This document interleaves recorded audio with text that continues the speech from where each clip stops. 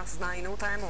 Opäť sa raz potvrdilo, že na Slovensku máme prírodné skvosty, no vôbec ich nevieme využiť. Národný park Muránska planina má vysokú šancu získať európske ocenenie, ktoré nemá žiadna z krajín V4. Kontrolórka z Nemecka pri tejto príležitosti park navštívila. Prekvapilo ju to, na čo sme my už zvyknutí. Že toto krásne územie zýva prázdnotou a chýbajú služby pre turistov. Muránska planina je chráneným územím a patrí medzi pýchy Slovenska. Napriek tomu sa pár miestnych podnikateľov nemôže tešiť z letnej turistickej sezóny. V súčasnosti je turistov sústavne menej a menej.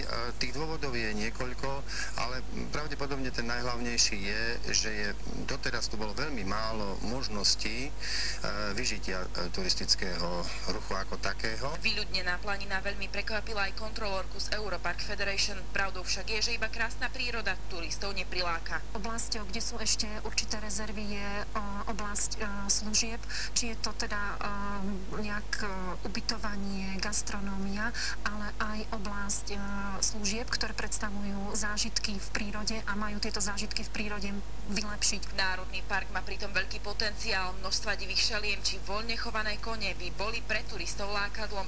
Aj preto má Muránska planina šancu získať chartu.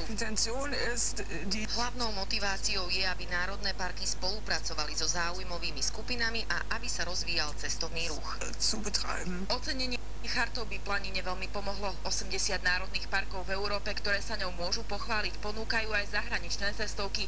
Ľahšie tiež získavajú prostriedky na rozvoj z eurofondov. Pre región by to znamenalo zvýšený prílev ľudí do regiónu a takisto aj zvýšenie zamestnanosti na úrovni turistického priemyslu a tým vlastne aj zvýšenie peňazí do príslušného regiónu. Marian Ujházia, Dominika Lukáčová, televízia Markíza.